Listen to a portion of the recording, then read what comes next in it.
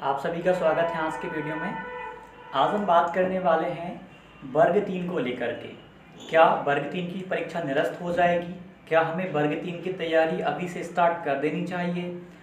क्या सच में paper leak हुआ है? या जो भी सारी चीज़ें हैं हम उन पर बात करने वाले हैं। तो सबसे पहले तो मैं अपने विद्वान मित्रों से ये कहूँगा कि वो पहले इस वीडियो को पूरा देखिएगा, उसके बाद ही तर्क वितर्क कर आप अपना जवाब दीजिएगा। सबसे पहले आप वीडियो को पूरा देखिएगा, उसके बाद ही जो भी आपके मन में है, जो भी चीज़ें आपको कमेंट करनी है, उसके बाद आप कर सकते हैं। मैं दोनों तरीकों को यहाँ पे साथ लेके चलने वाला हूँ। ठीक है, तो स्टार्ट करते हैं हम। ओके, सबसे पहले तो ये बात करते हैं, यदि परीक्षा निरस्त हो जाती है तो क्या 1 साल में या 2 साल में ज्वाइनिंग मिल पाएगी?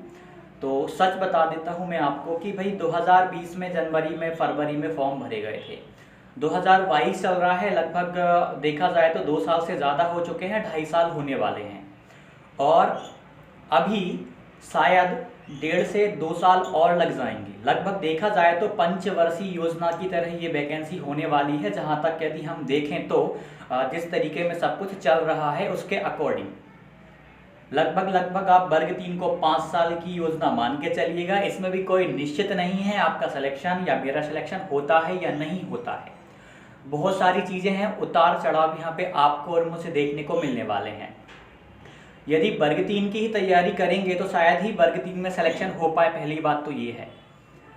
अधिकतर देखा होगा आपने, काफ़ी बच्चों के कम नंबर आए हैं और कुछ के ठीक ठाक, मतलब काफ़ी कम बच्चे हैं जो 100 से ऊपर जा पाए हैं, जहाँ तक मुझे पता है। क्योंकि पेपर में काफ़ी सारी चीज़ें देखने को मिली हैं। अभी हम बात करें कि भाई पेपर लीक होने का जो स्क्रीनशॉट चल रहा है उसके बारे में यदि बात करें तो अभी उस पर व्यापम ने कोई प्रतिक्रिया नहीं की है। जल्द ही वो इस पर डिसीजन लेकर के सभी को बता देगा कि परीक्षा निरस्त होगी, परीक्षा दोबारा होगी या नहीं होगी। जैसे कि आपको पता है कि भाई 25 मार्च का पेपर लीक होने का मामला सामने आया है। क्या केवल 25 मार्च को जो स्क्रीनशॉट वायरल हुआ था उसी दिन का पेपर होगा या पूरी परीक्षा ही निरस्त कर दी जाएगी? तो मेरी राय क्या है मैं आपको बताता हूँ। देखिए, यदि पेपर में धांधली हुई है, यदि सभी शिफ्ट में पेपर में धांधली हुई है, यदि ऐसा हुआ है, कुछ लेन देन हुआ है, तो परीक्षा निरस्त होनी चाहिए। परीक्षा निरस्त होनी चाहिए। यदि ऐसा हुआ है हर एक शिफ्ट में तो इसकी जांच होनी चाहिए, अंदर तक जांच होनी चाहिए। उसके बाद ही सरकार को यहाँ पे जो भी उसका डिसीजन है, निर्णय है, वो लेना चाहिए। क्योंकि यहाँ पे कुछ बच्चे वो भी हैं जिन्होंने बहुत मेहनत की हुई थी वर्ग 3 के लिए, और मेहनत करके वो बेचारे 100 नंबर से ज़्यादा अंक लेकर के आए हुए हैं या और अच्छे अंक लेकर आए हैं। उन्होंने भी बहुत मेहनत की हुई थी। और कुछ लोगों का तो ऐसा है उनकी एज लगभग पूरी होने वाली है, जो शायद ही आगे चल के आपको एग्ज़ाम दे पाए ये वर्ग 3 का, उन्हें शायद ही मौका मिल पाए। उनकी एज भी लगभग काफ़ी लोगों की पूरी हो गई है। कुछ लोगों ने बहुत मेहनत की थी, फाइनेंशियल प्रॉब्लम थी, बहुत सारी चीज़ें यहाँ पर देखने को मिल रही हैं। और कुछ लोगों का ऐसा है कि भाई पेपर थोड़ा सा अप्रत्याशित देखने को मिला, खास करके पर्यावरण का तो पेपर खराब चला गया। मतलब बहुत सारी चीज़ें ऐसी हमें वर्ग 3 में देखने को मिली हैं। वर्ग 3 ने हमको सिखाया है, जो कि शायद ही हम कोई सा दूसरा एग्ज़ाम देते तो वहाँ पे हम सीख पाते। आज का मुद्दा यही है कि वर्ग 3 की तैयारी हमें दोबारा करनी चाहिए या नहीं करनी चाहिए। यदि करनी चाहिए तो किस तरीके से अब हमें करना चाहिए। देखिए, सीधी बात है, अभी मैं आपको मेरा बता देता हूँ। मेरी वर्ग 3 की तैयारी जो मुझे करनी थी मैंने कर ली है। अब वर्ग 3 छोड़ करके मुझे जिस एग्ज़ाम की तैयारी मैं पहले से कर रहा था, टीचिंग लाइन की ही, उसकी मैंने कंटिन्यू कर दी है और वर्ग 3 पे ज़्यादा मैं ध्यान नहीं देने वाला हूँ। यदि दोबारा होती भी है तो इसी एग्ज़ाम में मैं उसे आसानी से क्वालिफाई कर लूँगा, जिस एग्ज़ाम की तैयारी मैं अभी कर रहा हूँ। उसकी स्ट्रेटेजी अभी मैं शायद शेयर ना कर पाऊँ आपको, क्योंकि अभी मेरा एग्ज़ाम हुआ भी नहीं है। और कुछ जो भी चीज़ें हैं मैं आगे क्वालिफाई करने के बाद ही आपको बताऊंगा। वर्ग 3 में मेरे नंबर थे तो मैंने सोचा कि अपनी बातें आपके साथ में रख दूँ। उस एग्ज़ाम का जैसे ही क्वालिफाई हो जाएगा तो आपके साथ करूँगा मैं साझा।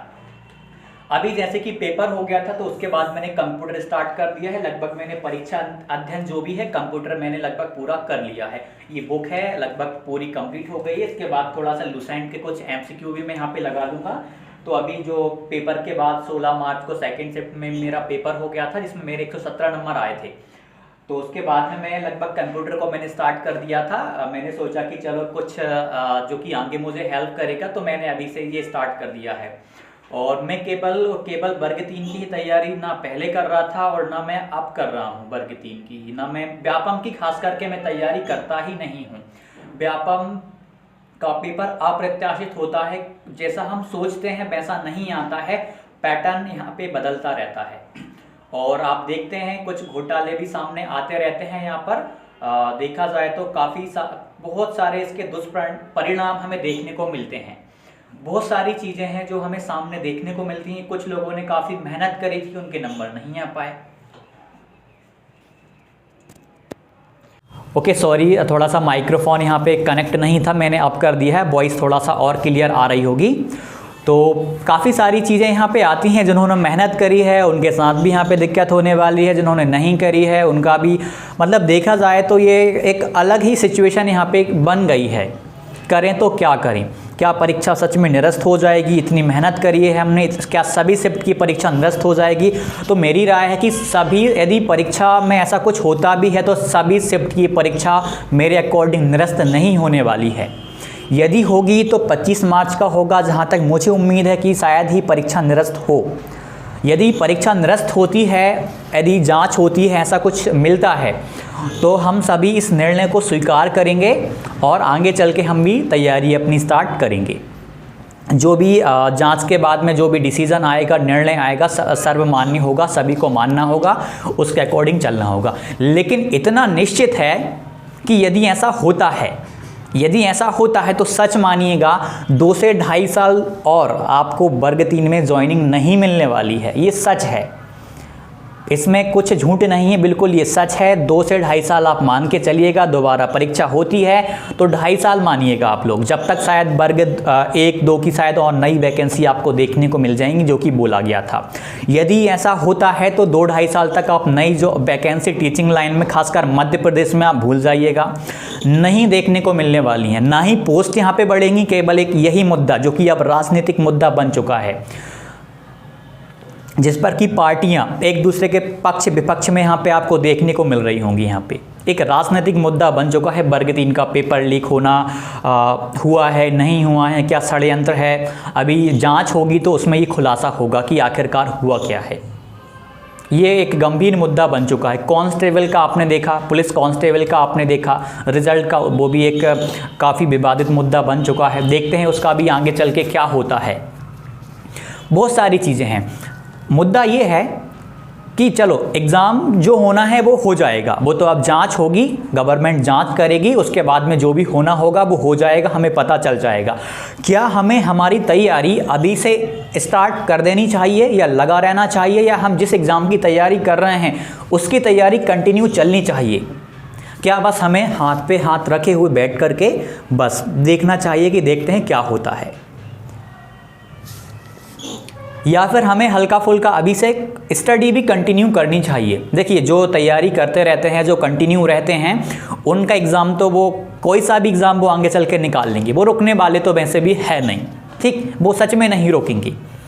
हाँ, कंटिन्यू स्टडी आपकी होनी चाहिए, रुकनी नहीं चाहिए। यदि आपने पढ़ाई अपनी रोक दी है तो फिर शायद ही आप आगे चल के एग्ज़ाम निकाल पाएँ।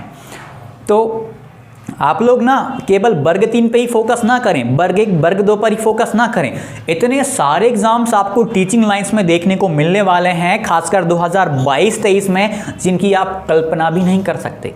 बहुत सारे एग्जाम देखने को मिलेंगे। चलिए मैं आपको नाम लेके बता देता हूं कौन कौन से एग्जाम देखने को मिलेंगे। हम बात कर लेते हैं, चलो रीट राजस्थान की बात कर लेते हैं। हम मानते हैं मध्य प्रदेश के हैं तो हमें 5% वहाँ पे रिजर्वेशन ही मिलता है, 5% कोटा है हमारे लिए, लेकिन एग्ज़ाम देने का तो मौका है। हमने वर्ग 3 की तैयारी करी है तो हम रीट में भी अच्छा कर सकते हैं। एक ऑप्शन ये भी है हमारे पास कि हम रीट का कर सकते हैं। और सबसे बड़ी बात कि टीचिंग लाइन में लगभग सिलेबस सभी का सेम रहता है, कुछ ही अंतर यहाँ पे देखने को हमें मिलता है, लगभग सब कुछ सिमिलर आपको देखने को मिल जाएगा। वही सीडीपी रहेगी, वही आपका मैथ रहेगा, वही हिंदी इंग्लिश संस्कृत रहेगी आपकी, लगभग सारी चीज़ें सेम रहेंगी। बस 1 या 2 चीज़ यहाँ पे चेंज हो जाती हैं, बाकी लगभग सब कुछ सेम रहता है। और मध्य प्रदेश के लेवल को तो आपने देख लिया होगा, ठीक ठीक है, ये इतना अच्छे लेवल का है तो आप अदर स्टेट का तो आप आसानी से दे पाएंगे। तो रीट राजस्थान हो गया, वहाँ का आप तीनों पेपर के लिए आप कर सकते हो, आपको ऑप्शन आपको वहाँ पे मौका एग्ज़ाम देने का मिलेगा। उसके बाद में आप केंद्रीय विद्यालय की तैयारी कर सकते हो, जो कि बहुत अच्छा एग्ज़ाम है, बहुत अच्छी सैलरी होती है, सब कुछ अच्छा है केंद्रीय विद्यालय में। हर 2 साल में वैकेंसी आती है। मानते हैं कि अभी कोविड के चक्कर में 4 साल से वैकेंसी नहीं आई, इस साल बहुत वैकेंसी देखने को मिलेगी। नवोदय विद्यालय की तैयारी कर सकते हो आप, टीजीटी और पीजीटी के लिए कर सकते हो आप लोग।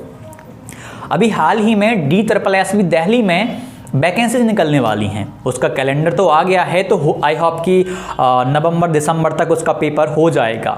PRT का, TGT का और PGT का 3 पेपर यहाँ देखने को मिल जाएंगे। KBS के 2 या 3 पेपर आपको देखने को मिल जाएंगे। रीट के 2 एग्ज़ाम दे पाओगे आप। नवोदय विद्यालय की यदि वैकेंसी 22 या 23 में आती है तो वो दे पाओगे। लगभग 8 से 9, लगभग 8-9 नहीं, लगभग 10 मौके, 10 अवसर आपको टीचिंग लाइन में मिलने वाले हैं 2022 और 23 में। बस तैयारी आपकी सही तरीके में चलनी चाहिए।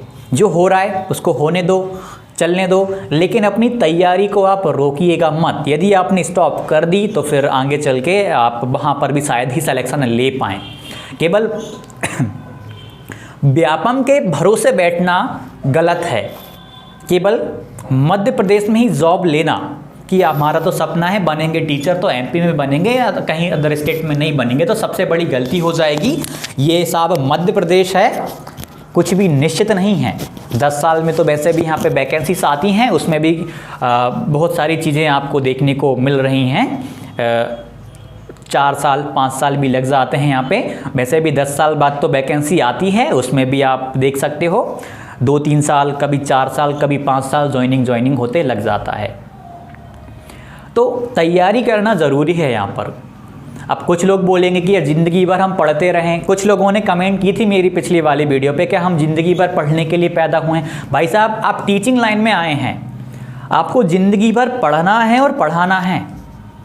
आपने लाइन ही, या तो आपने गलत लाइन चुनी है या आप मजबूरी में आए हैं। आप यहाँ पर आपको ज़िंदगी भर पढ़ना और पढ़ाना ही है।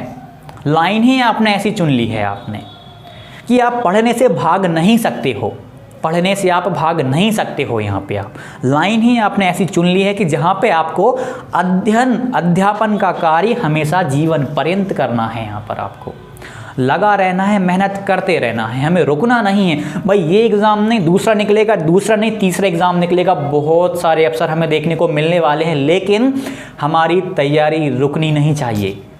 वर्ग 3 भी अभी अप्रत्याशित है। चल इस बार तो पर्यावरण ही अप्रत्याशित पूछा गया था, अलग लेवल की, क्या पता अब आगे चल के वर्ग 1, 2 या 3 यदि एग्ज़ाम होते हैं तो क्या पता किस लेवल का पूछा जाए। हमारी तैयारी बहुत अच्छी होनी चाहिए, सबसे बड़ी बात यह है।